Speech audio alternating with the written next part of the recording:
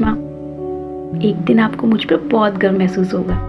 मैं जानती हूँ माँ, आपने अकेले कितनी मेहनत से मुझे पाल पोस कर बड़ा किया है। एक दिन मैं आपको ऐसी जिंदगी दूंगी जिसमें किसी चीज़ की कोई कमी नहीं होगी।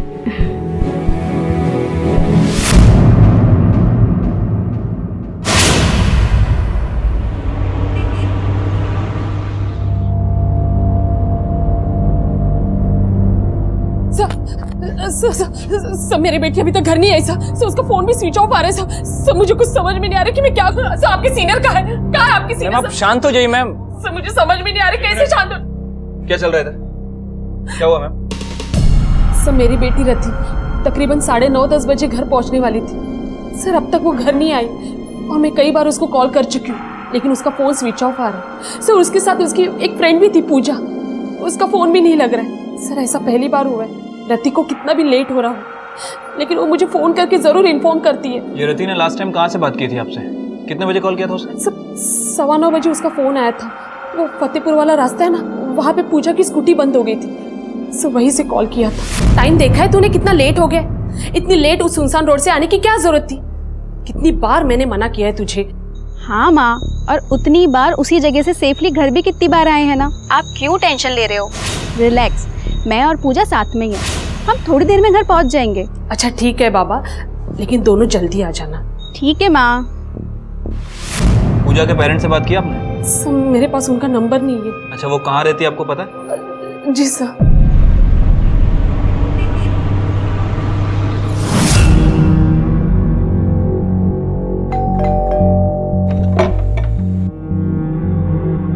आपकी बेटी पूजा कहाँ है? पूजा तो सो रही है। क्या बात क्या है? पूजा तो यहाँ, रति कहाँ है?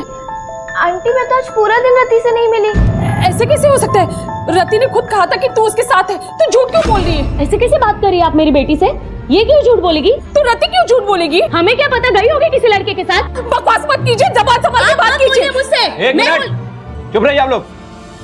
प्राची, इन्हें बाहर लेकर जाओ। चलिए जाइए। पूजा तू क्यों झूठ बोल रही है? बता ना रति कहाँ है? पूजा सर मैं सच बोल रही हूँ, मैं आज पूरा दिन नहीं मिली रति से। जहां तक झूठ सच की बात थी तो वंदना सही थी। रति ने अपनी मां से सच कहा था कि वो पूजा के साथ थी, लेकिन पूजा ने झूठ क्यों कहा था? क्या वो किसी बात से डर रही थी या फिर वो अपने आप को बचाने की कोशिश कर रही थी?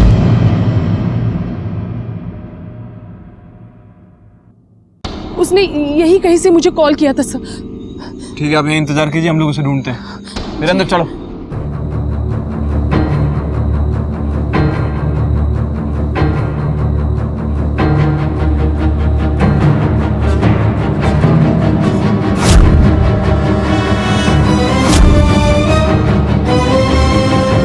सर ये देखिए।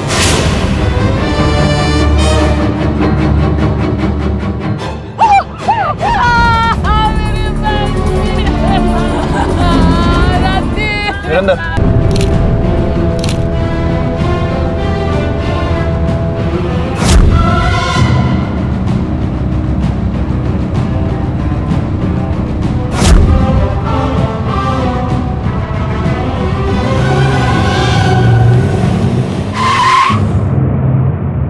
कहाँ जा रहे हैं आप? जी सामने मेरा फार्म हाउस है, वहीं जा रहा था। पर यहाँ हुआ क्या?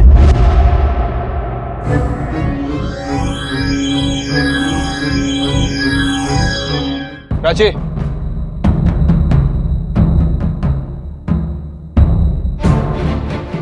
कौन था ये?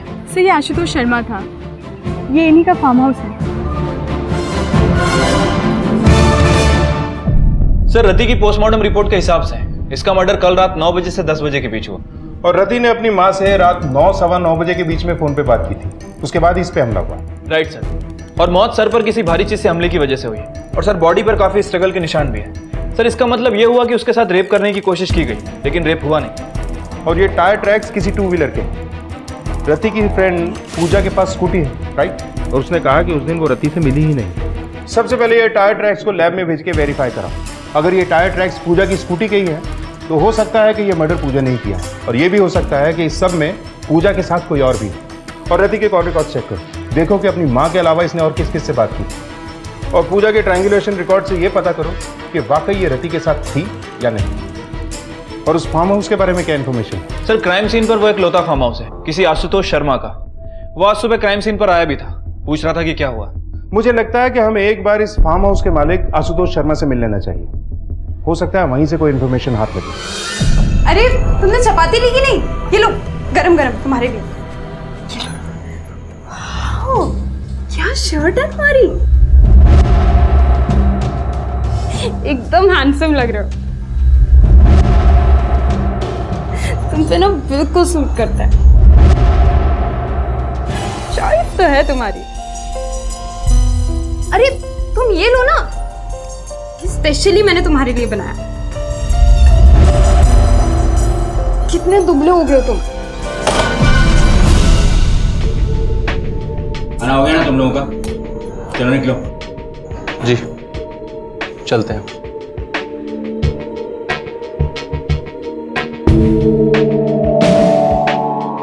शर्म नहीं आती तुझे? और एक तू, तेरी बीवी नहीं समझती तुझसे? ये काम भी मुझे ही करना पड़ेगा। क्या करेंगे आप और क्या करेगा आपका ये बेटा? बहुत सह लिया मैंने, अब और नहीं। अब मेरी जो मर्जी होगी मैं वही करूंगी।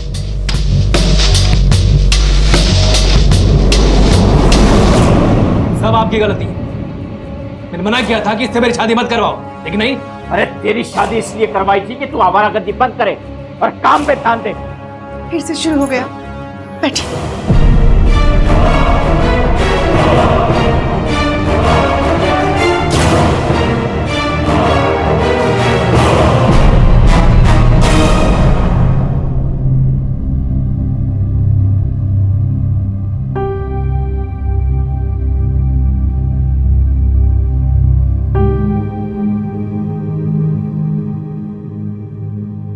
क्या हुआ शिप्रा?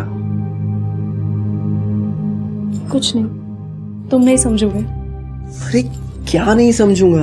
तुम भैया और भाभी की वजह से परेशान हो ना? हाँ, मैं भैया और भाभी की वजह से ही परेशान हूँ। आखिर भाभी भैया के साथ ऐसे बिहेव क्यों करती है? तुम उन्हें उनके हाल पे छोड़ दो। उनका रिश्ता हमेशा से ही ऐसा रहा है। हमारे रिश्ते में कभी कोई दूरियां नहीं आएंगी।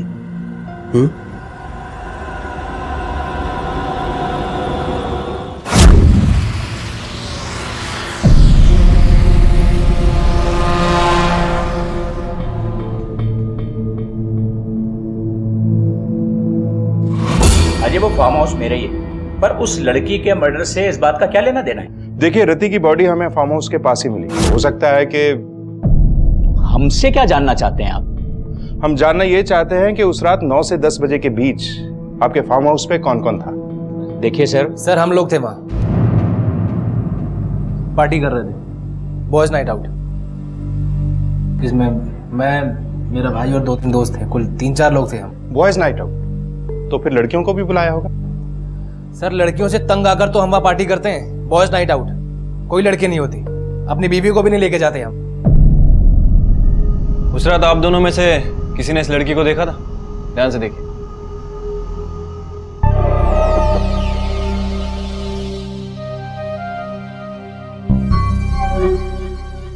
नहीं सर, इसे हमने पहले कभी नहीं देखा। ठीक है मिस्टर वेद, आपकी बॉयज नाइट आउट में जो भी लड़के थे, हमें उन सबके नाम और नंबर चाहिए। वीरेंद्र, सबकी लिस्ट ले लो इनसे।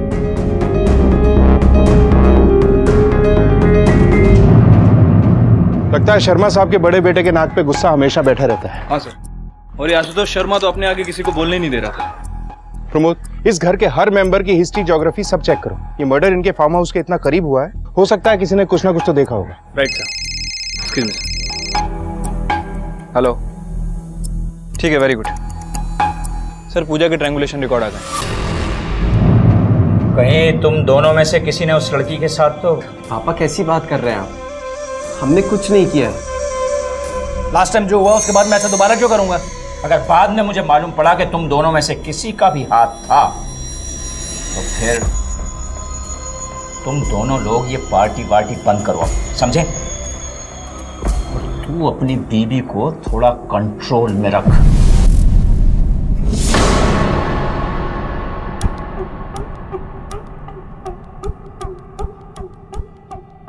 तुम इतना डर क्यों रहे हो? कुछ नहीं होता, डोंट वरी। लेकिन मीना ये सब गलत है।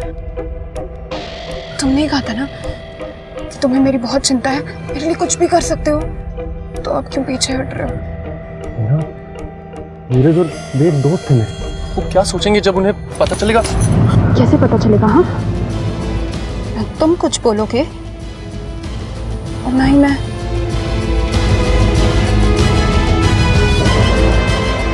बस रिलैक्स करो और अपनी मेहनत का फल एंजॉय करो। सर मैं रति के साथ नहीं थी। देखो, अगर तुम यहाँ सच नहीं बताओगी तो तुम्हें हमारे साथ पुलिस स्टेशन चलना होगा। चॉइस तुम्हारी है, चलना है पुलिस स्टेशन या फिर सच बताना है, क्योंकि हमारे पास तो तुम्हारे खिलाफ सबूत हैं कि उस रात तुम क्राइम सीन पर रति के साथ थी। तुम्हारे ट्रायंगुलेशन रिकॉर्ड, तुम्हारी स्कूटी की टायर की मिट्टी, ये सब बता। सर, पूजा कभी कभार उस रास्ते से आती जाती है, मगर इसका मतलब ये तो नहीं है। एक मिनट पूजा, अब सच छुपाने से कोई फायदा नहीं है। तुम थी ना उस रात रति के साथ? हाँ सर, मैं उस रात रति के साथ थी, लेकिन सर उसने मुझे बोला था कि मैं स्कूटी रोकूं क्योंकि वो किसी से मिलना चाहती थी। बस मैंने उसको वहाँ पे ड्रॉप किया और मैं अपने घर आ गई। उसके बाद मुझे नहीं पता कि वहाँ पे क्या हुआ। अगर रति वहाँ पे किसी को मिलने वाली थी तो मुझे जरूर बताती। सर, आप मेरी बात को समझ ही नहीं रहे। मैं और रति बहुत करीब थी। सर, पूजा वो आखिरी इंसान है जिसने रति को जिंदा देखा था। सर, कहीं ऐसा तो नहीं कि पूजा और रति में किसी बात को लेकर लड़ाई हुई हो और फिर पूजा ने गुस्से में आकर उसका मर्डर कर दिया? इनके कॉलेज में जाके पता करो कि ये दोनों वाकई में अच्छी दोस्त थी या ये नाटक था, और ये भी पता करो कि फार्म हाउस की पार्टी में इन दोनों का कोई कनेक्शन है। हो सकता है हमें कोई क्लू वहीं से मिले। पहले पूजा और रति बहुत क्लोज फ्रेंड्स थे, पर फिर कुछ दिनों से पूजा को ये लगने लगा कि रति भी क्लास के उसी लड़के को लाइक करती है जिसमें पूजा इंटरेस्टेड थी। पर सर ऐसा कुछ भी नहीं था, रति को तो सिर्फ अपनी बुक्स में इंटरेस्ट था। सर, इसे मैंने पहले कभी नहीं देखा, और वैसे भी 7 बजे से ही पी रहा था, इसलिए काफ़ी नशे में था। अगर कोई आया गया भी होगा तो मुझे याद नहीं सर। ज़्यादा कुछ तो याद नहीं है। हाँ, लेकिन वेद फोन कॉल अटेंड करने के लिए बाहर गया था। नहीं सर, मैंने इसे कभी नहीं देखा। ठीक है। पुलिस ने फार्म हाउस पर हुई पार्टी के सभी मेहमानों के कॉल रिकॉर्ड्स चेक किए, लेकिन उन्हें किसी पर भी शक करने जैसा कोई सुराग नहीं मिला। और यह भी कंफर्म हो गया कि वेद वाकई में अपनी पत्नी के साथ ही बात करने के लिए बाहर गया था। तभी एक ऐसी बात सामने आई जिसने इस पूरे केस को हिलाकर रख दिया। सर, सभी के कॉल रिकॉर्ड को अच्छे से चेक किया, लेकिन किसी के खिलाफ कोई पुख्ता सबूत नहीं मिला। प्रमोद, उसे देखकर ऐसे लगता है ये एक रैंडम किलिंग है। किसी ने विक्टिम को वहां अकेले देखा और रेप करने की कोशिश की, फिर पकड़े जाने के डर से उसे मार दिया। सर, मुझे तो लगता है कि इस काम में पूजा का ही हाथ है। हो सकता है किसी के साथ मिलकर उसने। लेकिन जब तक हमें किसी के भी खिलाफ पुख्ता सबूत नहीं मिल जाते, ये सब थ्योरीज हैं। ये ले शर्मा फैमिली की डिटेल्स। ठीक है, तुम जाओ। सर, बड़ा फैमिली बिजनेस है, दोनों ही बेटे बिजनेस को संभालते हैं। बड़े की शादी 2 साल पहले हुई और छोटे की तकरीबन 3 महीने पहले। सर, ये देखिए।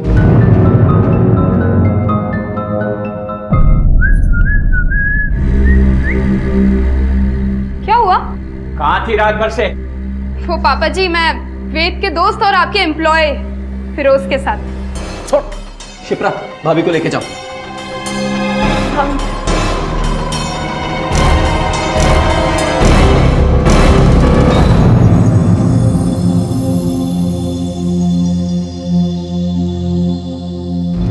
दीदी, आप घर छोड़ के क्यों नहीं चली जाती? नहीं शिप्रा, इस घर में बहुत गलत हुआ है मेरे साथ। मैं इनको इतनी आसानी से नहीं छोड़ूंगी, कभी नहीं। दीदी, क्या हुआ? दीदी, दीदी क्या हुआ? दीदी, आप ठीक हो? दीदी, क्या हुआ? दीदी, दीदी क्या हुआ? कुछ तो बोलिए। आप ठीक है ना? I'm bloody pregnant.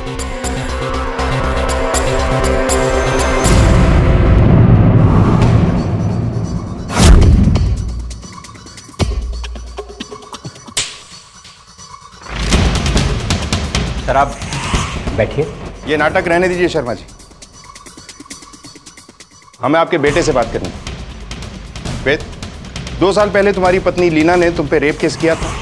सर मैंने उसका रेप नहीं किया, उसके बाप ने मुझ पर झूठा केस ठोका है। सर लीना और मैं एक दूसरे से प्यार करते थे, मैं उस समय शादी करना नहीं चाहता था मैं, तो मुझ पर प्रेशर बनाने के लिए ये केस ठोक दिया है। सर मेरे बेटे को फंसाया उन लोगों ने, और हमने वही किया जो एक इज्जतदार फैमिली को करना चाहिए था। मैंने अपने बेटे की शादी लीना से करवा दी। ठीक है, आपकी बहू कहाँ है? बुलाओ उसे, हमें बात करनी है उससे। सर सब झूठ बोल रहे हैं, मेरे साथ रेप हुआ था।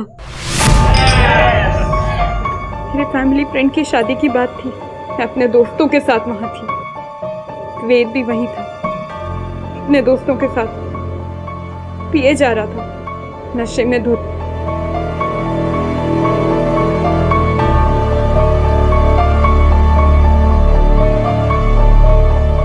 और फिर मैंने पुलिस में कंप्लेंट भी की,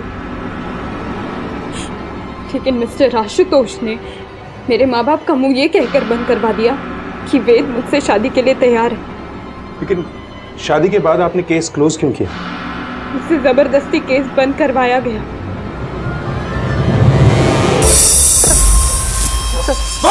सर आप लोगों को जितना मारना आप लोग मुझे मार लीजिए, लेकिन सर सच नहीं बदलेगा, मैं बेकसूर हूँ सर, मेरी कोई गलती नहीं है सर।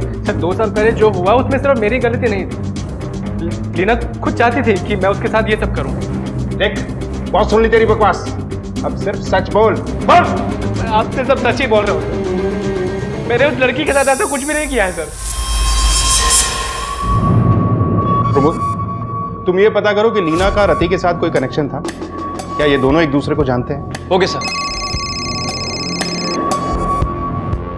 हेलो, क्या?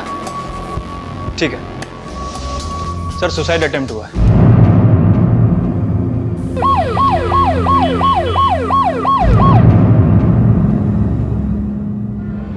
सुसाइड करने की बजाय तुम्हें हमारे पास आकर उनकी कंप्लेंट करनी चाहिए थी। वो तो मैंने इसे सही समय पर रोक लिया सर, वरना। सर जैसे ही पूजा ने हमें उस रात के बारे में बताया, हमने तुरंत आपको फोन करके बुला लिया।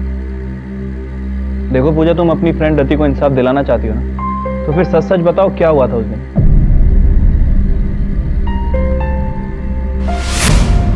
क्या हुआ? स्टार्ट हुई स्कूटी?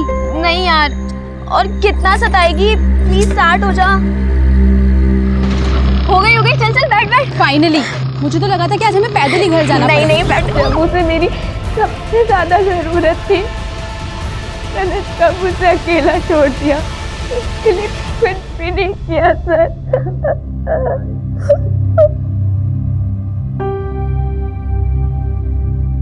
पूजा का सच सच तो था, लेकिन पुलिस इन्वेस्टिगेशन के लिए काफी नहीं था। और रति के मर्डर के बारे में अब तक सिर्फ खुलकर एक बात सामने आई थी कि उस पर 2 आदमियों ने अटैक किया था और उन दोनों ने हुडीज पहने हुए थे। अब पुलिस को लगने लगा था कि इस मर्डर का फार्म हाउस से कुछ ना कुछ कनेक्शन तो जरूर था।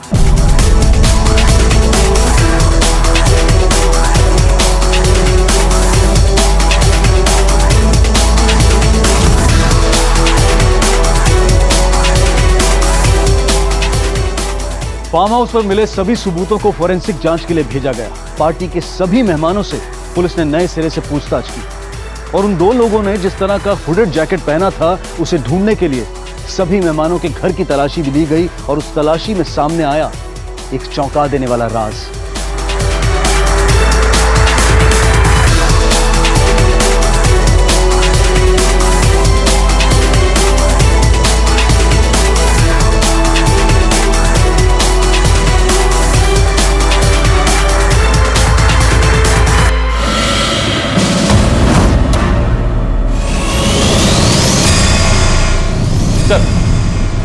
सर पोस्टमार्टम रिपोर्ट के हिसाब से फिरोज का मर्डर शाम को 4 बजे से 5 बजे के बीच हुआ, ठीक उसी दिन जिस दिन रति के मर्डर के सिलसिले में हम इससे मिले थे।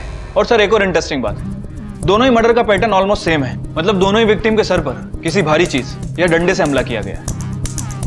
तो हो सकता है कि मुजरिम को एक ही है। प्रमोद, इन दोनों मर्डर्स में कोई ना कोई कनेक्शन जरूर है।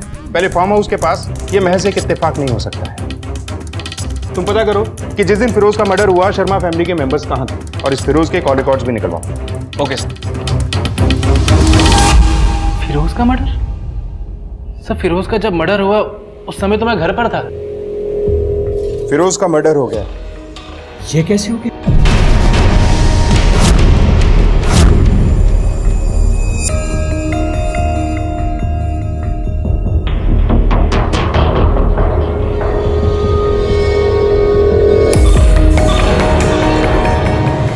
तब मेरी गलती। मुझे लगा मैं पुलिस स्टेशन जाके सब हैंडल कर लूंगा, लेकिन दांत दिखा रही। रुक क्यों गए? मारो, उठाओ हाथ। फिरोज को तो मार दिया तुमने, मुझे भी मार डालो और मेरे साथ साथ मेरे पेट में पल रहे तुम्हारे बच्चे को भी मार डालो। मुझे क्या पता है बच्चा मेरा है या किसी और का है? सही कह रहे हो, बिल्कुल हो सकता है ऐसा। तुम्हारा नहीं तो एक काम करो, तुम्हारे दोस्तों को फोन करके पूछ लो, शायद उनका हो। क्या कर रहे हो भाई? रुक क्यों गए? उठाओ हाथ, मारो मारो। भाभी छोड़ो। मुझे डिवोर्स चाहिए।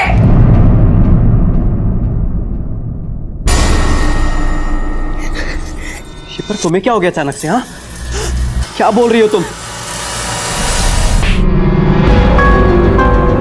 आज तो बोल दिया, आज के बाद बोलना मत।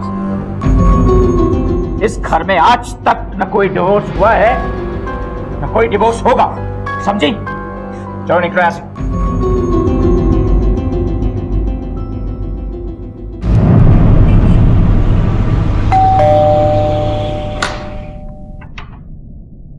जी?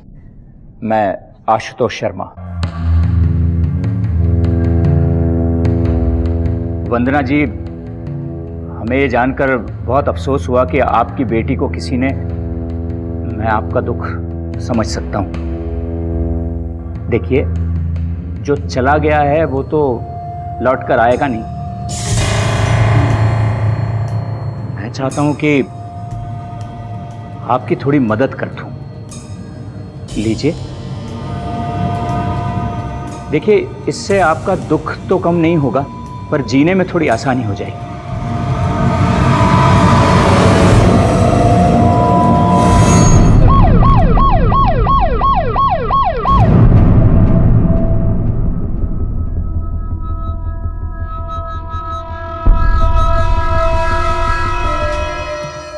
सर, मैं तो इनकी चैरिटी मतलब मदद कर रहा था सर। झूठ, तो फिर से झूठ। तो यही मेरे रति के गुनहगार। मिस्टर शर्मा, यूं घूर के या गुस्सा दिखा के आप पुलिस को चकमा नहीं दे सकते। फिरोज की मौत के बाद आपकी पूरी फैमिली शक के दायरे में है। सर आप खुद सोचिए, हम में से कोई भला उसे क्यों मारेगा? वो हमारा ऑफिस एम्प्लॉय से पहले मेरे दोनों बेटों का दोस्त था सर। आज के जमाने में दोस्ती सिर्फ नाम के लिए होती है। आप तो उस दिन की चिंता कीजिए जिस दिन आपके और आपकी फैमिली के खिलाफ हमारे पास सबूत होगा। चलिए।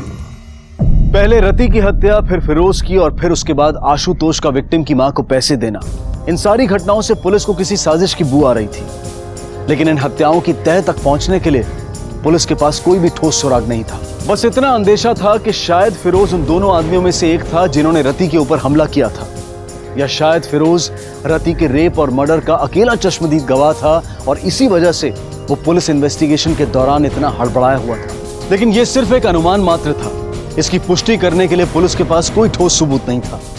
और जब एक बार फिर से इस केस पर कोहरा छाने लगा, तब एक फोन आया और सामने आया एक नाम। हेलो, आप जिसे ढूंढ रहे हैं वो नीरज शर्मा है, आपका असली गुनहगार। Call transfer. हेलो, किसका नाम बताया आपने? नीरज शर्मा, आपका असली गुनहगार। हेलो। क्या? उसने मेरा नाम लिया? सर ये सब झूठ है, मैंने कुछ नहीं किया, कोई मुझे फंसा रहा है। लीना भाभी ने फोन किया होगा। सर शायद वो भाई का बदला ले रही है मुझसे। वो ऐसा क्यों करेगी? सर उन्हें लगता है कि मैं भी अपने भैया और पापा के जैसा हूँ, इसलिए वो मुझे फंसा रही है। आए दिन वो मेरी बीवी शिप्रा के भी कान भरती रहती है, उसे मेरे खिलाफ करना चाहती है। लीना, नीचे आ बेटा। नीचे आ जाओ। दीदी आ जाओ, वापस आ जाओ। ठीक हो जाएगा।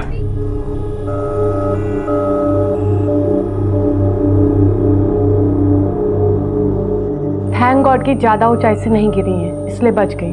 बट इनकी इंटरनल ब्लीडिंग्स भी हुई हैं और कुछ फ्रैक्चर्स आए हैं। आई एम सॉरी, हम इनके बच्चे को नहीं बचा पाए। लीना जी, हम समझ सकते हैं कि आप अपने परिवार से गुस्सा थे, लेकिन आपके कहने से हम ये कैसे मान लें कि नीरज ने रति का मर्डर किया है? मतलब कुछ सबूत है आपके पास? मैंने आपको कब कहा कि नीरज ने रति का खून किया है? आपने आवाज बदलकर हमें कॉल नहीं किया? नहीं सर, और मैं किसी का नाम क्यों लूंगी? और अगर मुझे नाम लेना ही होता तो मैं अपने पति का नाम लेती, नीरज का नहीं।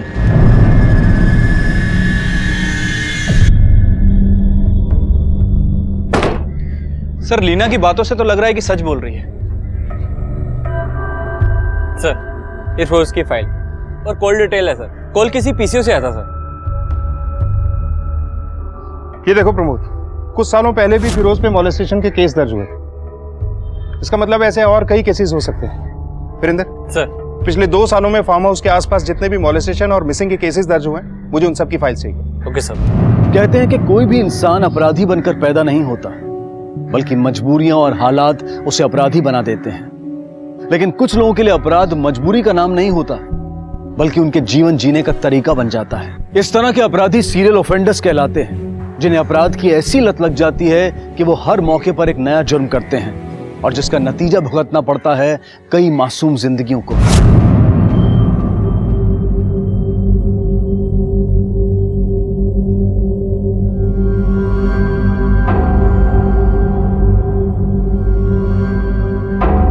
तेरह महीने पहले एक मिसिंग कंप्लेंट दर्ज हुई थी। 2 लड़कियां किडनैप हुई थी।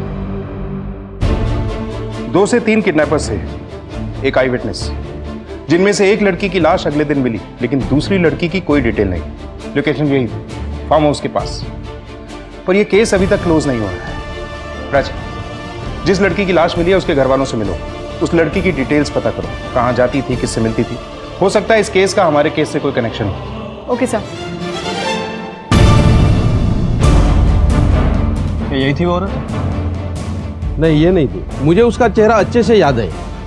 पीसीओ के मालिक के बयान ने पुलिस को चौंका दिया था, लेकिन वो ये नहीं समझ पा रहे थे कि वो औरत कौन थी जिसने फोन करके नीरज शर्मा का नाम लिया था।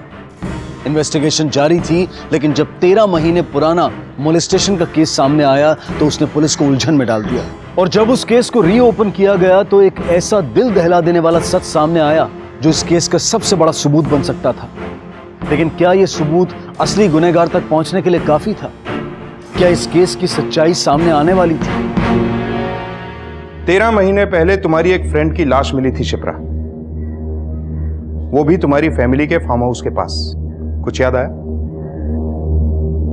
उसका नाम मीता था।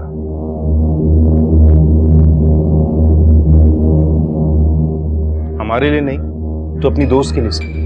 अपनी दोस्त को इंसाफ नहीं दिलवाओ? बोलो शिप्रा। सर, उस दिन मीता के साथ मैं भी थी और मीता का रेप हुआ था और मेरा भी।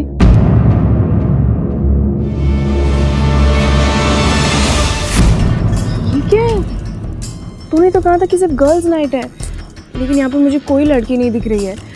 मैं जा रही हूँ घर, मुझे कुछ ठीक नहीं लग रहा है। तू भी चल चल चल। बेहोश होने से पहले मैंने बस इतना सुना कि मीता सांस नहीं ले रही है। मुझे शायद लगा कि मैं भी मर चुकी हूँ, इसलिए हम दोनों को गाड़ी से फेंक दिया।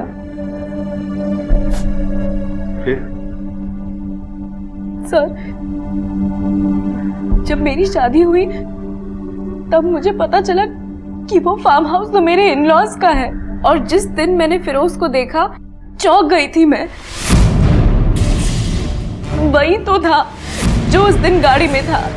और उसके बाद बस यही सोच रही थी कि कहीं उसके साथ वो जो और 2 साथी थे, कहीं मेरे पति और जेठ जी तो नहीं, या फिर मेरे ससुर। लेकिन मुझे कभी पता नहीं चला, इसलिए मैंने पीसीओ से कॉल किया था। आप जिसे ढूंढ रहे हैं वो नीरज शर्मा है, आपका असली गुनहगार। और मैंने नीरज का नाम लिया। मुझे लगा कि अगर इन्वेस्टिगेशन शुरू होगी तो सच तो सामने आ ही जाएगा। मैं समझ सकता हूँ शिप्रा, उस फिरोज का हर रोज तुम्हारे घर में आना जाना, उसे देखकर तुम्हें गुस्सा आता होगा, शायद इसीलिए तुमने उसे मार दिया। नहीं सर, फिरोज का खून मैंने नहीं किया है। ठीक है, अभी तुम जा सकती हो, लेकिन जब तक ये केस क्लोज नहीं हो जाता तुम्हें हमारे साथ कोऑपरेट करना होगा।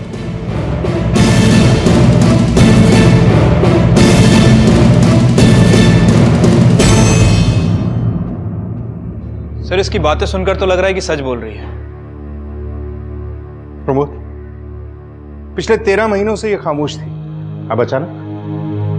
हो सकता है यह पूरा सच नहीं बोल रही। इसके ट्रायंगुलेशन रिकॉर्ड चेक करो, पता करो कि जिस दिन फिरोज की मौत हुई ये कहां थे।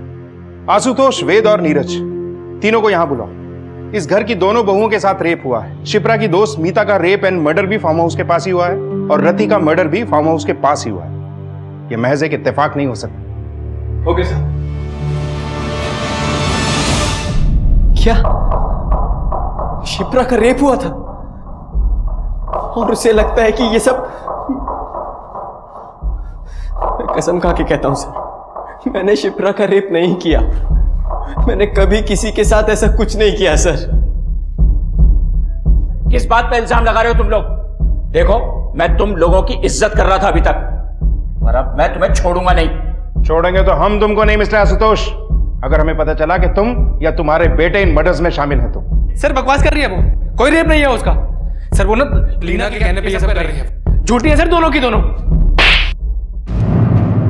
क्या आपको शिप्रा के रेप के बारे में पता था? जी। कहीं ऐसा तो नहीं कि आप और शिप्रा अपने ससुराल वालों से बदला लेना चाहती थी, इसलिए उसे फंसाने के लिए पहले आप दोनों ने फिरोज को मारा और अब... कैसी बातें कर रहे हैं सर आप? मुझे तो ये तक नहीं पता कि शिप्रा का रेप किसने किया। तो कैसे हम दोनों... क्या आपके साथ भी गैंग रेप? नहीं, मुझे तो सिर्फ वेद ने।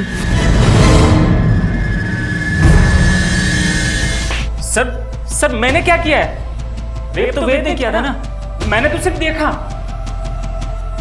वेद के बाद तूने और फिरोज ने अपना टर्न नहीं लिया था क्या? सर मैंने कुछ किया ही नहीं है।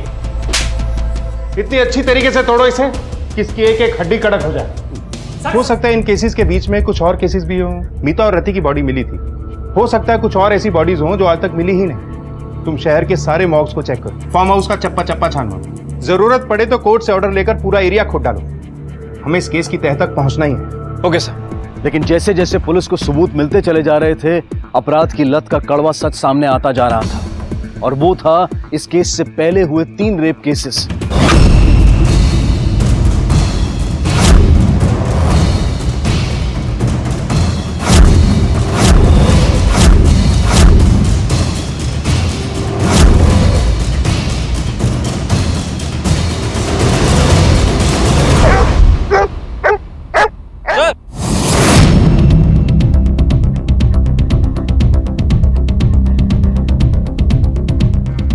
वीरेंद्र, खुद आओ इधर।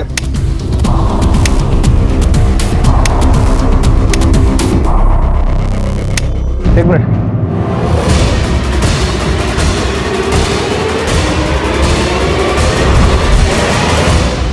वीरेंद्र, बॉडी निकालो। प्रमोद, चारों का पोस्टमार्टम करो। हो सकता है इनमें से कोई बॉडी ज्यादा पुरानी ना हो और हमें मुजरिम का डीएनए मिल जाए। इससे पहले कि एक और रेप हो, हमें ये केस क्लोज करना है। Okay sir. वीरेंद्र, एम्बुलेंस में कॉल करो। शिप्रा, लीना और मीता, और 13 महीने पहले भी तुम दोनों ने एक लड़की का रेप किया था। तेरा और फिरोज का डीएनए मिला है विक्टिम की बॉडी से। फार्म हाउस में पार्टी वाली रात को उस लड़की रति को क्यों मारा था? झूठ मत बोलना, वरना इस बार उल्टा लटका के मारेंगे। मारना मत। सब बोल दो। पार्टी की रात फार्म हाउस से मैं और फिरोज बाहर आए थे, तभी उन 2 लड़कियों को स्कूटी पे देखा। और कब से चल रहा था ये सब? तब से जब शिप्रा और मीता से पहले किस किस का रेप किया था? साहब वो याद नहीं है, लेकिन शिप्रा और उसकी दोस्त का नंबर बहुत बाद में आया था। लेकिन हाँ, मौत शिप्रा की दोस्त की हुई थी सबसे पहले। पर क्या? बोल। पर मैं और फिरोज नहीं रुके। हमें लड़कियों का रेप करके उन्हें मारने में मजा आने लगा। इन सब में नीरज भी शामिल था तुम्हारे साथ? नहीं सर, वो इस सबसे दूर ही रहता है। फिरोज को क्यों मारा था? साहब फिरोज को मैंने नहीं मारा है। फार्म हाउस पार्टी के बाद हम लोगों ने आगे की प्लानिंग भी शुरू कर दी थी, लेकिन वो बीच में ही लीना के चक्कर में पड़ गया और सब कुछ गड़बड़ हो गया। फिरोज और लीना, क्या वेद जानता था इसके बारे में? हाँ सर, लीना वेद के सामने ही फिरोज से फ्लर्ट करती थी, उसे गुस्सा दिलाने के लिए।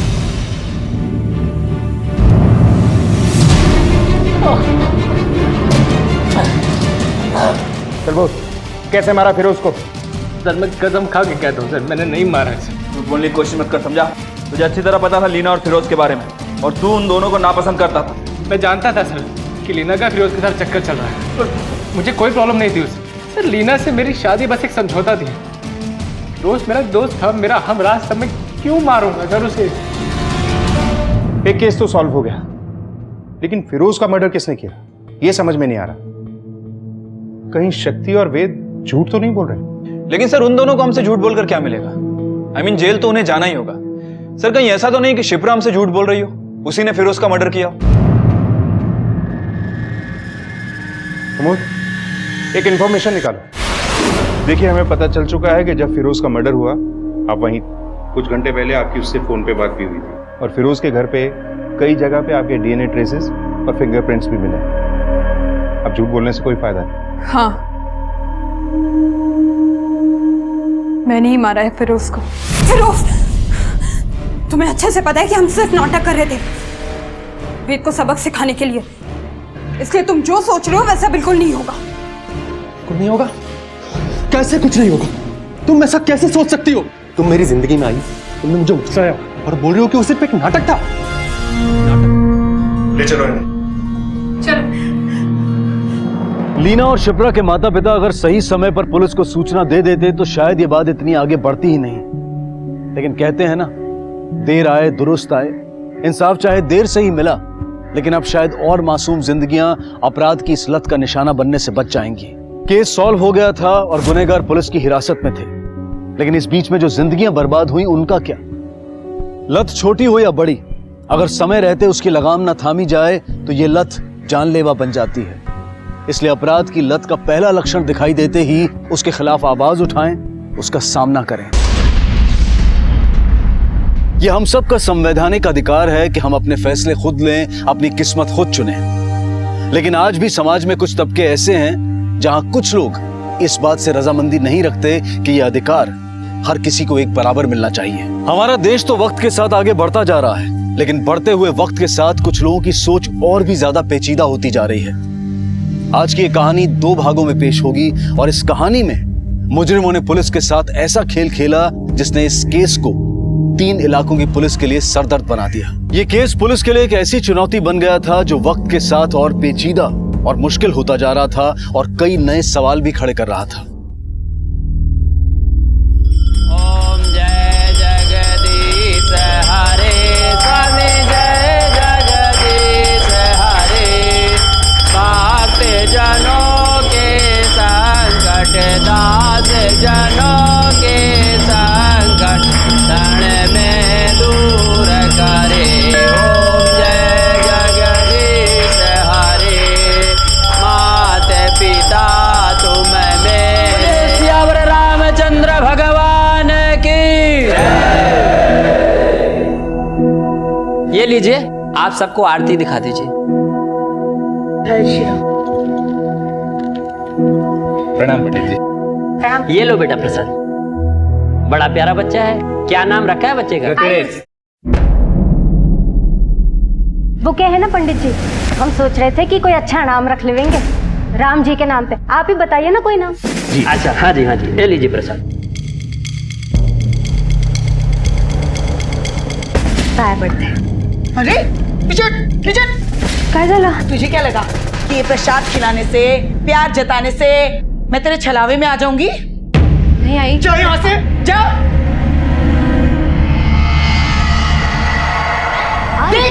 देख अपने बेटे को क्या सिखाया है तूने। आई मैं वो क्या बोल रहे तू? हाजी है वो तेरी, एक बड़ी है, तुझसे उनकी इज्जत करना सीख। तू जा हाथ में दे, जा अभ्यास कर, जा।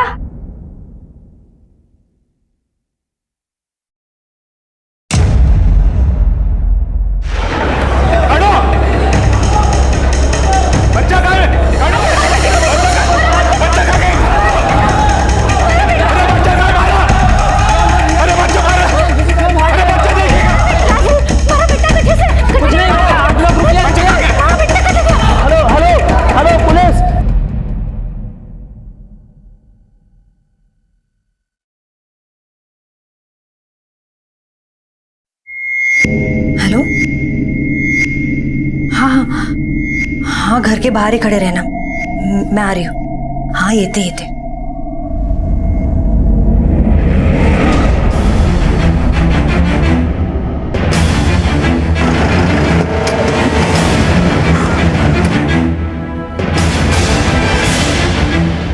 हटिए यहाँ से, हटिए हटिए। वागले, मंदिर के सारे एंट्री एग्जिट बंद कर दो, कोई भी यहाँ से भागने ना पाए। और पता करो कि कितने लोग मंदिर में मौजूद थे और अब कितने नहीं।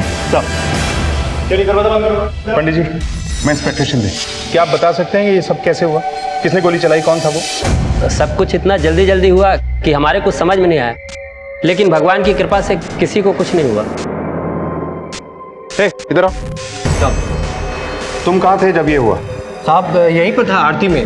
आरती के दौरान तुमने किसी ऐसे आदमी को देखा था जिस पे तुम्हें शक हो? नहीं साहब, आरती के दौरान दरवाजा बंद ही रहता है। इसका मतलब जिसने भी गोली चलाई वो आरती के टाइम मंदिर में ही मौजूद था।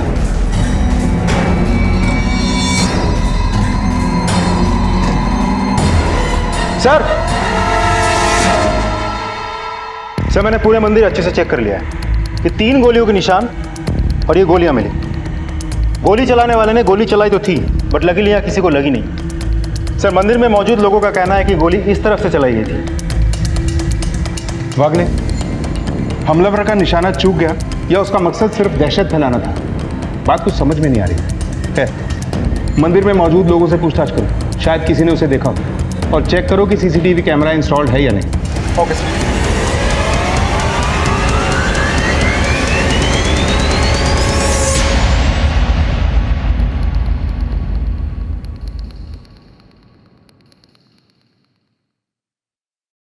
अरे हे काय, मुझे जल्दी जल्दी बुला लिया और खुद यहाँ काम कर रहे हो। चला लवकर चला।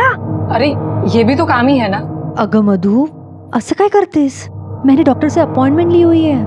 हे बक, एक बार अगर ये काम हो जाए ना तो हमें दोबारा प्रेग्नेंट होने का डर नहीं रहेगा, समझ रहे हो ना? और वैसे भी बस 3 घंटे की बात है, हॉस्पिटल से डिस्चार्ज मिल जाएगा, हम वापस भी आ जाएंगे। चलो चलो उठो, चल उठ गो, चल लवकर चल। अरे जलवाला, सुनो ना, मैं जो कर रही हूँ वो सही तो है ना? देख मधु, हमारे मर्दों को ना हमारी कुछ पड़ी नहीं है।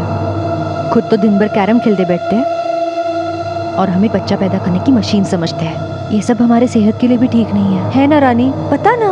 बिल्कुल। और मुझे जलबाला पर पूरा भरोसा है, वो कभी भी हमारा बुरा नहीं चाहिए। और चंपा की भी उसने कितनी मदद की ना ये अचार का बिजनेस बढ़ाने में। रानी, भले ही भगवान ने हमें मर्दों से कमजोर बनाया हो, लेकिन दिमाग मर्दों से कई ज्यादा तेज दिया है। अगर हम हमारे दिमाग का इस्तेमाल सही जगह पर करें ना तो हम मर्दों से किसी भी चीज में कम नहीं है। समझ रही है ना तू? चले चले। और आप में से किसी ने भी उसे नहीं देखा? नहीं सर, वहाँ पे आरती तो नहीं। जी हमारे को तो नहीं मालूम वो लोग कौन थे। हम लोग तो यहाँ आरती कर रहे थे जब ये सब हुआ। तुम्हारा बच्चा कहाँ है? तुम्हारे साथ बच्चा था ना? बच्चा? ना जी ना, हमारे साथ तो कोई बच्चा ना था। अरे क्या बात कर रहे हो? तुम्हारे साथ बच्चा था, जिसका नाम बदलवाने के लिए यहाँ पे आए थे। बड़ा प्यारा बच्चा है। क्या नाम रखा है बच्चे का? वो क्या है ना पंडित जी, हम सोच रहे थे कि कोई अच्छा नाम रख लेंगे राम जी के नाम पे। आप ही बताइए ना कोई नाम। पंडित जी, मैंने कहा ना एक बार, हमारे साथ कोई बच्चा ना था। ये बैग में क्या है? प्रसाद। प्रसाद है। दिखाओ इधर, चेक करो। मैंने एक बार कहा ना आपसे, मैंने कहा ना आपसे प्रसाद दीजिए। रुको साहब जी,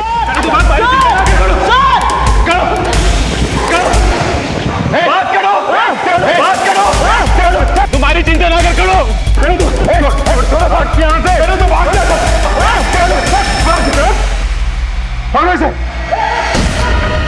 साहब मैंने कुछ नहीं किया साहब, सब छोड़ दो। मैंने सर ये बच्चे मिले।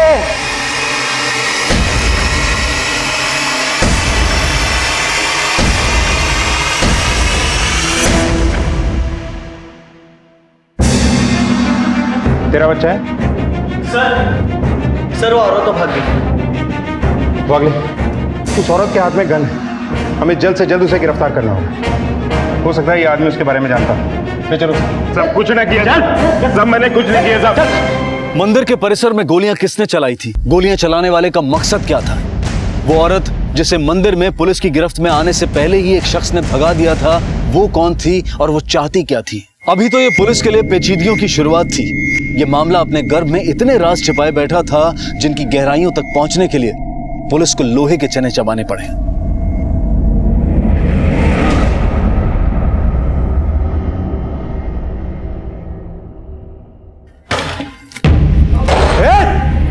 किधर है सब लोग? अरे कौन हो तुम लोग हैं और ऐसे कैसे घुसा है हमारे घर में? ज्यादा आवाज नहीं। प्रणव किधर है बता। हमें सच में नहीं पता प्रणव कहाँ है। कौन हो तुम लोग? हाँ? ऐसे खुलेआम बंदूक लेके घूम रहे थे? बंदूक मिली कहां से? मंदिर में गोली क्यों चलाई? क्यों चलाई? किसे मारना चाहते थे तुम लोग? ये बच्चा कौन है?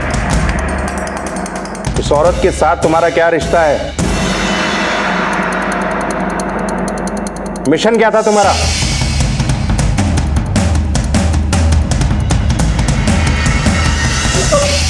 अपने मुंह से खुद ही बोलेगा या डंडा डाल के मैं बुलवाऊं? देख, तेरे सामने उस मंदिर के पंडित ने कहा था कि ये बच्चा तुम लोगों के साथ था। किसका बच्चा है ये? उस औरत के साथ तेरा क्या रिश्ता है? बोल। देख, अगर तू ऐसे ही शांत रहेगा ना तो मजबूरन हमें इस बच्चे को किसी एनजीओ को देना होगा। क्या तू ये चाहता है कि इस बच्चे को हम किसी अनाथ आश्रम या एनजीओ को दे दें?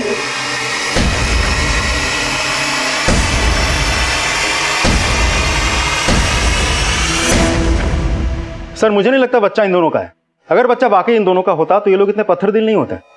मुझे लगता है बच्चा कहीं और से चुराया होगा इन दोनों ने। वागले, अगर इन लोगों को इस बच्चे की फिक्र नहीं है तो हमें तो है। एक काम करो, किसी एनजीओ से कांटेक्ट करो जब तक इस बच्चे के माँ बाप का पता नहीं चल जाता।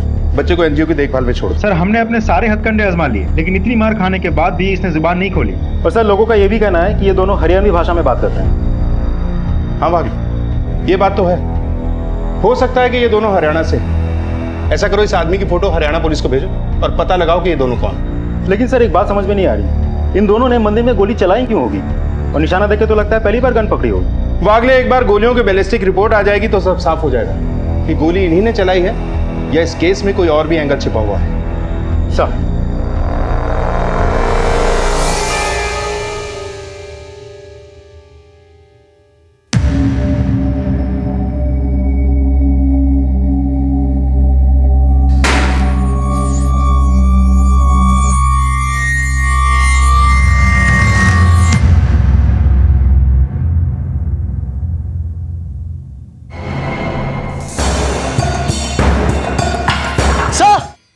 जल्दी आइए, उस आदमी ने सुसाइड कर लिया है।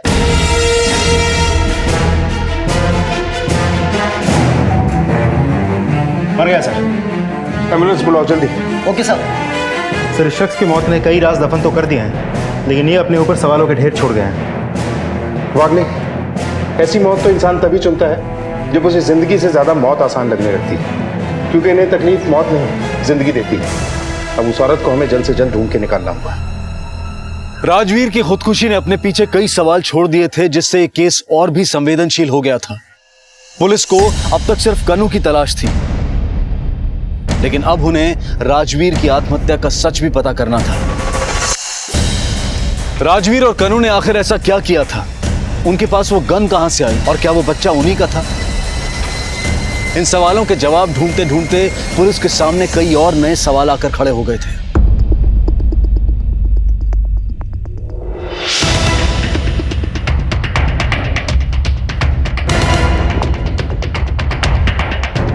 भैया सुना, जिस आदमी ने मंदिर में गोली चलाई थी उसी आदमी ने पुलिस स्टेशन में आत्महत्या कर ली।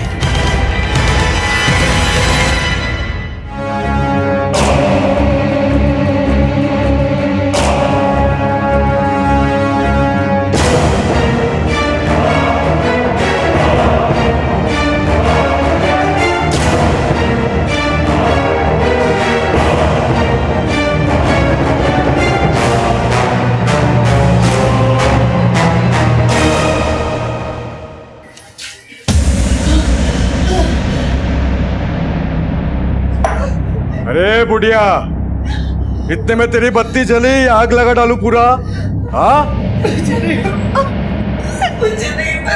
बुढ़िया बहुत मजबूत है, मुंह ही नहीं खोलती है। लेकिन तू तो जवान है, तू तो मुंह खोलेगी ही नहीं। तुझे तो दर्द महसूस होगा नहीं, लेकिन तेरा ये पिल्ला, हाँ? देखिए मेरे बच्चे को हाथ मत लगाइए। अगर इसको फेंकू तो देखिए हम सच में आपकी मदद नहीं कर सकते। हमारे माँ में कुछ पता ही नहीं है तो प्लीज छोड़ो वाला। आप चाहे तो मेरे साथ जो करने करने, मेरे बच्चे को कुछ मत कीजिए। जो चाहे कर सकता हूँ। ए वांग्या, वसूल में रह के काम करना भूल गया, कह रहे क्या है क्या है? तू बीच में मत आ, जास्त तरबिया लेकर है तुला। अरे ये झलबाला कहाँ है? कल से दिखे ही नहीं है। हाँ, मैंने भी उसे कल से नहीं देखा और वो घर के बाहर भी नहीं निकली। हमें चलकर देखना चाहिए, शायद उसकी तबीयत खराब हो। चल चल।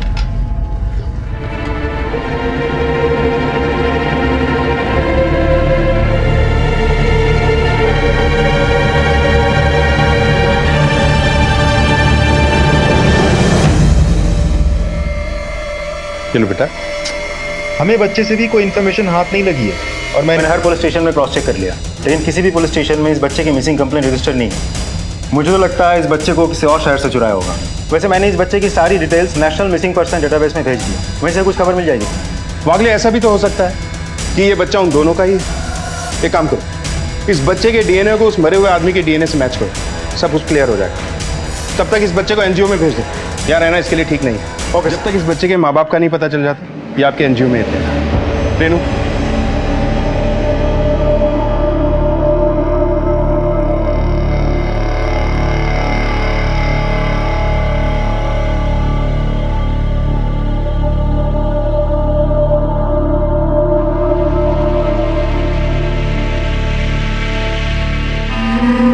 वही हम सोच रहे थे कहाँ गई। तू उधर देखना। हाँ।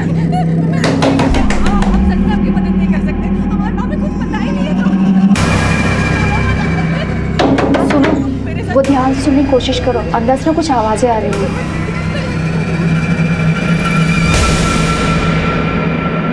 चलो पीछे के दरवाजे से देखते हैं।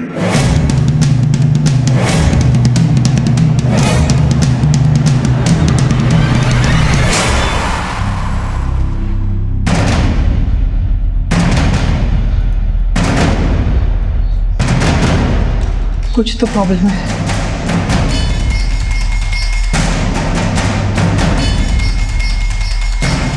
चल बाला।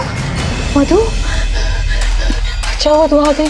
वो चंदर और वांगे आए, उन्होंने हमें अंदर बंद करके रखा है और वो आई को भी बहुत परेशान कर रहे हैं। मधु, तो तुम लोग जाओ ना, देखो देखो वो क्या कर रहे हैं।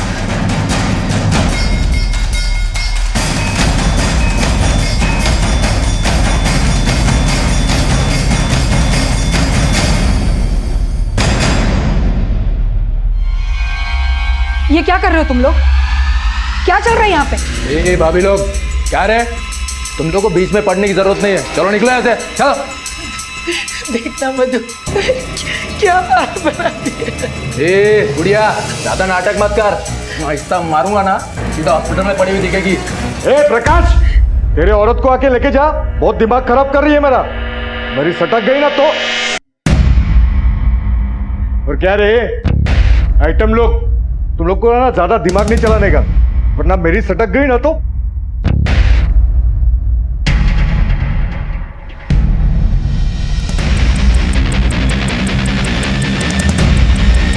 अरे इतना टाइम लगता है तुम लोगों को आने में? चलो जाओ, अपने अपनी औरतों को लेके जाओ। क्योंकि हीरो ने जो इनको पहचाने चली आई। जलबाला हमारी सहेली है, उसे मुसीबत में छोड़कर हम कहीं नहीं जाने वाले। उसने हर मुसीबत में हमारा साथ दिया है, अब वो मुसीबत में है तो उसे छोड़कर चले जाएं। तुझे इन सबसे कोई लेना देना नहीं है, तो चल घर पे चल। चल तो क्या यहाँ खड़े खड़े मुंह देख रही है? जब देखो नेता बनने चली जाती है। चल चल, तुझे न्योता देना पड़ेगा, चल यहाँ से। साला रात भर से डराए धमकाया दोनों को, लेकिन मुंह खोलने का नाम नहीं ले रही। ऐसे नरमाई से काम नहीं चलेगा। मैं काम निपटा के आता हूँ, तब तक इसका मुंह खुलना चाहिए। और हाँ, जो बात के लिए मना किया ना वो नहीं होना चाहिए, समझा ना?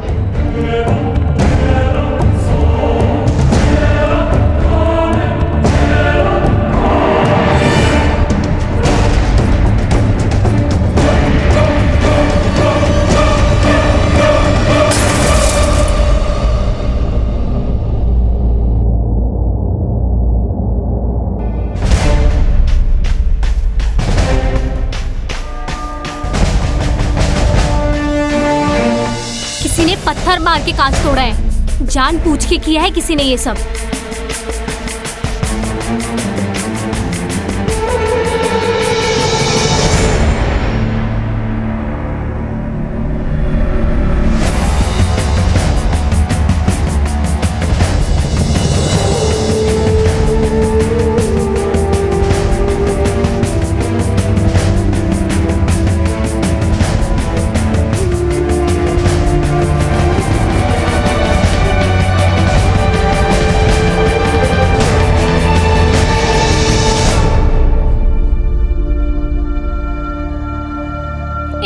कौन है तू? क्या कर रही है बच्चे के साथ?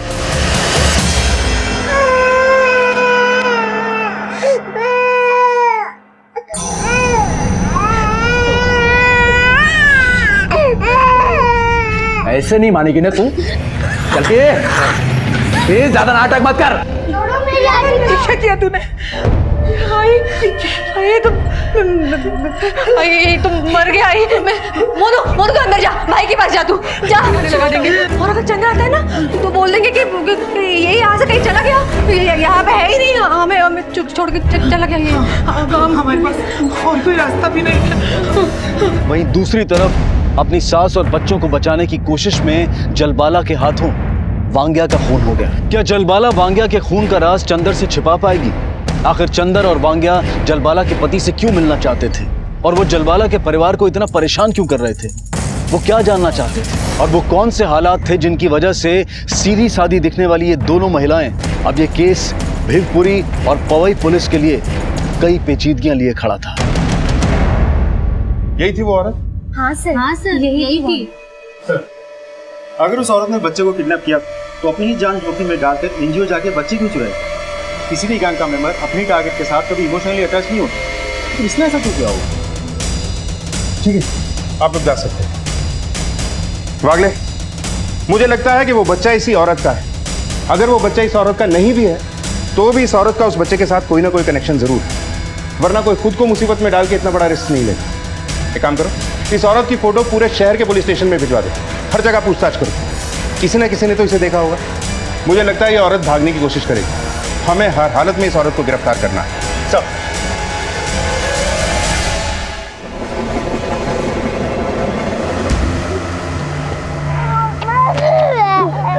उसके स्केच के आधार पर उस तक पहुंचने की कोशिशें तेज कर दी थी, और बहुत मशक्कत के बाद आखिरकार उन्हें कामयाबी मिल ही गई। सुन, इस औरत को कहीं देखा है? हाँ साहब, देखा है सर, जानता हूँ मैं इसे। सर, इस रिक्शा वाले का कहना है इस फोटो वाली औरत को इसने देखा है। तुम्हें पक्का यकीन है यही औरत थी? हाँ साहब, ये हरियाणवी लहजे में बात कर रही थी, इसलिए याद है। कहाँ छोड़ा था तुमने? मंदिर पे। और मिली कहाँ थी? Sir, MG road. इस औरत के साथ कोई और भी था? हाँ साहब, एक आदमी, एक बच्चा था।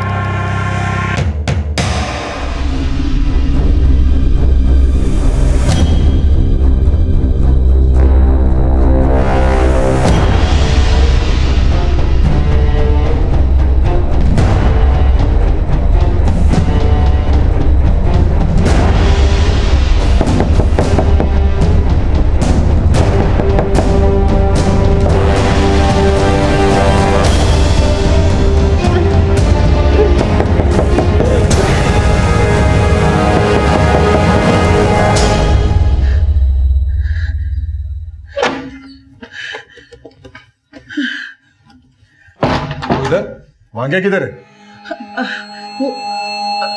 और तू इधर? तू अंदर थी ना? हाँ, वो तो तुमसे मिलने गया, बोला तुमने बुलाया है। झूठ बोलती है। हाँ, वो तो कब का चला गया, वो यहाँ नहीं है। ए वांग्या! अरे लेकिन ए वांग्या! किधर है अंकल? भाई, अरे कोई नहीं है,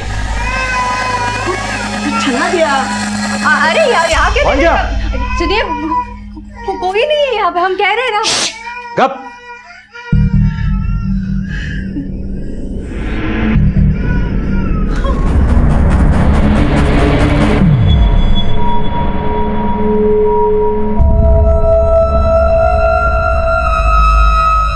कहाँ जाना है आपको? भाई जी, मैंने थोड़ा आगे तक जाना है। वो आगे जो सिग्नल है वहाँ जाना है आपको? हमारा गाँव है आगे, बस वहीं जाना है। ठीक है।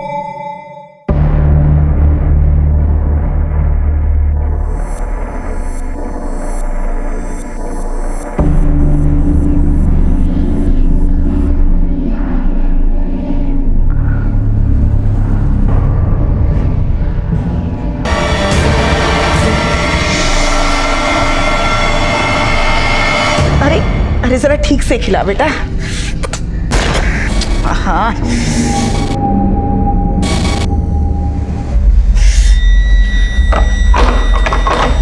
अरे कौन है? अरे कौन है तू? है कौन? साला धीरे बोल, कोई सुन लेगा तो आफत हो जाएगी। प्रणव नालायक। अरे चला गया था। धीरे, कोई और तेरा कुछ बिगाड़े ना बिगाड़े, मैं तुझे नहीं छोड़ने वाली। क्या बात कर रही हो? तू जानता भी है तेरे पीछे क्या हुआ हम लोगों के साथ। वो चंदर और वांगे आए थे, मुझे बहुत मारा। और तू ये क्या बन के घूम रहा है? तेरा दिमाग तो ठीक है ना? सब तू था कहाँ इतने दिन? तेरे पीछे सब बर्बाद हो गया, पता नहीं कहाँ मर गया था। चंदर तेरी बीवी को उठा के ले गया। कुछ नहीं बचा। चंदर शर्माला को ले गया? मतलब वो मुझे भी नहीं छोड़ेगा? नहीं, मुझे कहीं जाके छुपना होगा। अरे अब कहाँ चला? अरे अब कहाँ जा रहा है?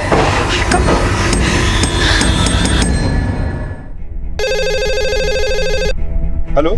हाँ सर, वो मैंने बुरखे वाली औरत को मैंने अभी मुंबई छोड़ा है। क्या तुम्हें पूरा यकीन है कि ये बुरखे वाली औरत वही पोस्टर वाली है? जी हाँ सर, जी बिल्कुल वो पोस्टर वाली ही औरत थी।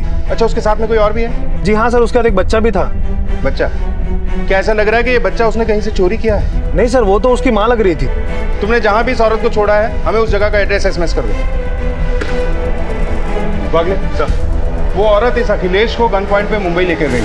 ऐसा लगता है कि ये औरत किसी खास मिशन पे है। करना क्या चाहती है?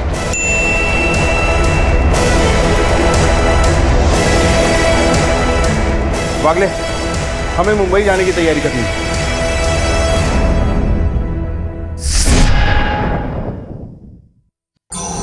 बेटा, मैंने बहुत जरूरी काम से बाहर जाना है। तुझे भूख लगे तो ये खा लेना, ठीक है? ये दूध पी लेना। हाँ, एक बार जिस काम के लिए हम आए हैं ना, वो काम खत्म हो जाए, उसके बाद हम अपने घर चलेंगे। हाँ? अरे ये काम किया तुमने अब तक? सुनो, अरे इधर देखो मेरी तरफ। कल ठीक 8 बजे आ जाना और काम सही वक्त पे शुरू हो जाना चाहिए, समझे? मैं कुछ नहीं सुनने वाला। काम वाम कुछ करते नहीं और पैसे मांगने के वक्त बिल्कुल सर पे खड़े हो जाते हैं।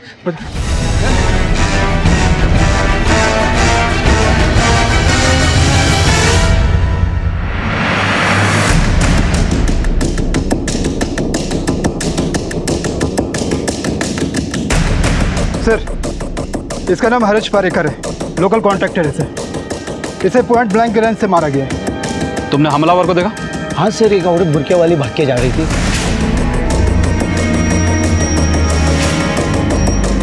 तांबे सर, इस आदमी की पूरी डिटेल निकालो। आसपास के सभी लोगों से पूछताछ करो, शायद किसी ने उस बुरके वाली औरत को भागते हुए देखा होगा। सर,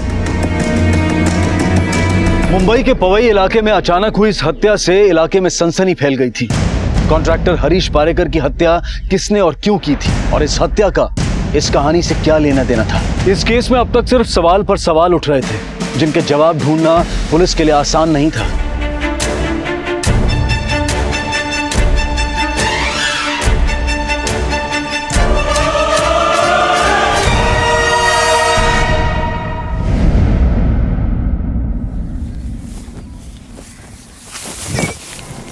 कौन है आदमी?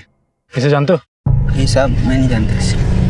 सर, इसके सिर में कांच के छोटे छोटे टुकड़े दिख रहे हैं। लग रहा है इसके सिर में किसी बॉटल से और इसके पेट में किसी पैनी चीज से वार किया गया है। सर, इसकी जेब में कोई आईडी प्रूफ भी नहीं जिससे इसकी शिनाख्त हो सके। ब्रिजेश, इसे कहीं और मारकर इसकी लाश को यहाँ ठिकाने लगाया गया है, क्योंकि हत्यारा चाहता ही नहीं था कि विक्टिम की आइडेंटिफाई हो सके, इसलिए इसने कोई सबूत तक नहीं छोड़ा। यहाँ देखिए सर,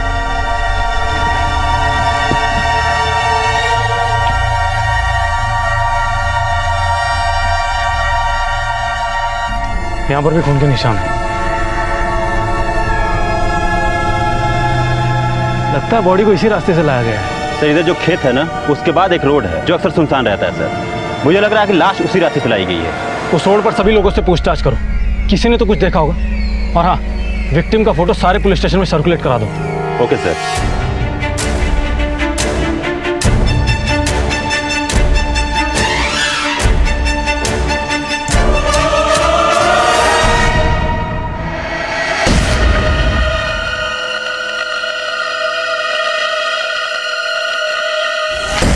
प्रणव, तू तो पूरा औरत बना लिया रे खुद को। हाँ, मुझसे बचने के लिए ना। अभी ये सब करने की जरूरत नहीं है तुझे। तेरा मेरा हिसाब चुकता हो गया। मेरी बीवी कहाँ है? क्या किया है तुमने उसके साथ? क्या किया? बहुत कुछ किया, बहुत मजा आया। हाँ?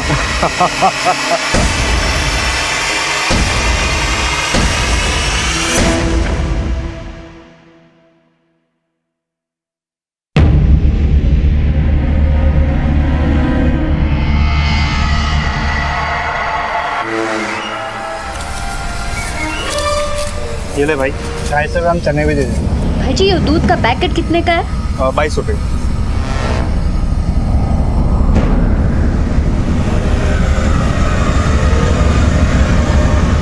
ये लो, एक और दूध का पैकेट। दूध कहाँ है? दूध, दूध।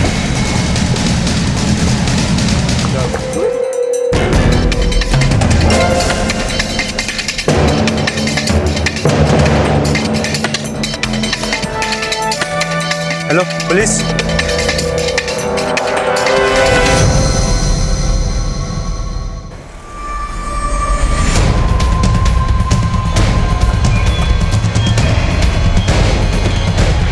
आइए साहब, मैंने फोन किया था।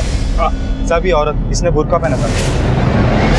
हमें भी बुरखे में एक बच्चे के साथ भटक रही लड़की की इन्फॉर्मेशन पहले ही मिल चुकी है। जरूर उसने ये दूध अपने बच्चे के लिए खरीदा होगा और बच्चे को लेकर ज्यादा दूर तक भागी नहीं होगी। एक काम करो, आसपास के एरिया को अच्छे से चेक करो, वो हमें यहीं कहीं मिलनी चाहिए। ओके।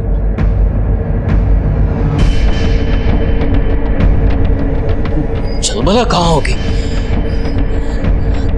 कहीं चंदर ने उसे कुछ कर तो नहीं दिया? चंदर कुछ भी कर सकता है। उसने चलबाला को या तो मरवा दिया होगा या फिर किसी कोठे पर बेच दिया होगा।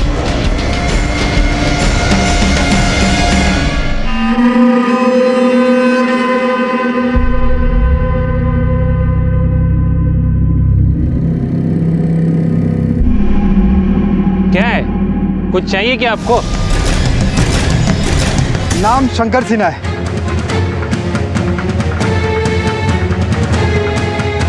तांबे, ये मर्डर भी पहले वाले मर्डर की तरह है। कॉन्ट्रैक्टर हरीश को भी पॉइंट ब्लैंक से शूट किया गया था। मतलब दोनों का कातिल एक ही है।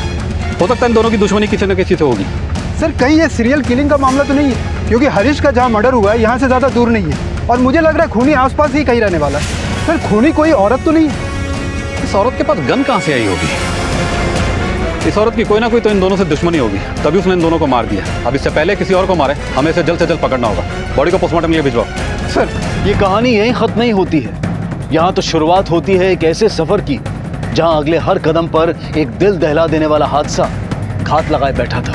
आखिर बुरखे में औरत कौन थी और एक ही तरीके से हुई इन दो हत्याओं का क्या राज था? क्या इन दोनों हत्याओं के पीछे प्रणव या कनू का हाथ था? इन सभी सवालों के जवाब हम आपको देंगे कल रात 11:30 बजे इस केस के दूसरे और आखिरी भाग में। अब मैं अनूप सोनी आपसे विदा लेता हूं। कल रात आपसे फिर मुलाकात होगी। तब तक अपना और अपने परिवार का ख्याल रखें और देखते रहें क्राइम पेट्रोल डायल 100। सबक एक को, सीख हम सबको। जय हिंद। क्राइम पेट्रोल के और भी दिलचस्प कहानी देखने के लिए हमारे चैनल को सब्सक्राइब करें और बेल आइकॉन दबाना न भूलें।